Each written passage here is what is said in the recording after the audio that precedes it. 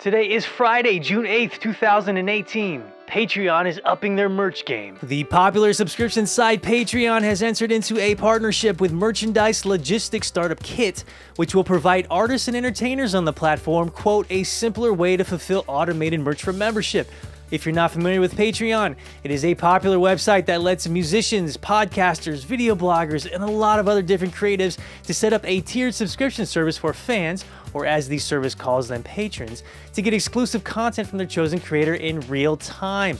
So instead of these creatives having to source third-party services to order and ship merch, they can now simply use the new service on the platform to do it for them. And just a really quick side note right here, if you are a creator and you put out a lot of quality content, then I suggest that you look into the service. It's pretty cool. You can check it out at www.patreon.com. Instagram's counting down the hours. Reports have surfaced via the Wall Street Journal indicating that Instagram is considering changing its maximum video length from 1 minute to 1 hour.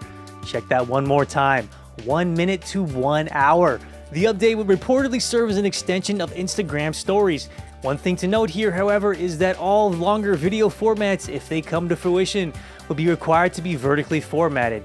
Now, think about this for a second. If these reports are true, it could spell bad news for YouTube, as this new feature not only could spark new brand and sponsorship opportunities for the gram, but it could also help lure social influencers away from YouTube who favor a longer video format to entertain. An update on the recent Ticketfly hack. As I mentioned on Monday's episode, Ticketfly, an Eventbrite-owned company, was recently hacked and as a result had to black out their website as well as specific partner services while they assess the situation.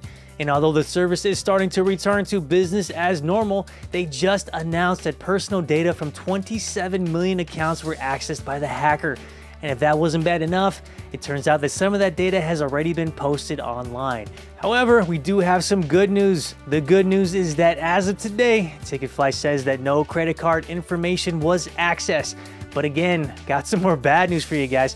Apparently names, addresses, email addresses, and phone numbers connected to the 27 million Ticketfly accounts were obtained by the hacker.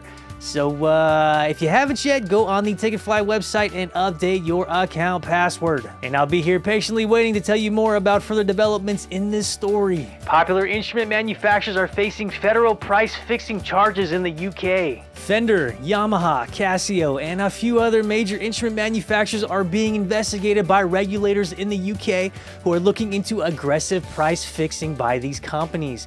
According to Digital Music News, it's been reported that these manufacturers are being accused of controlling quantities in specific companies and markets while coordinating on wholesale or even suggested list prices.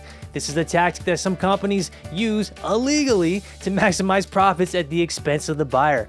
Although the investigation could take months to finalize, the Music Industries Association, a UK-based trade organization for instrument manufacturers, stated that, quote, this investigation is at an early stage and no assumptions should be made that competition law has been infringed. Where fans are finding new music in 2018. The music PR and promotions company Burstimo, based out of London, recently posted an infographic showing what digital platforms are the most popular for new music discovery as of late in 2018.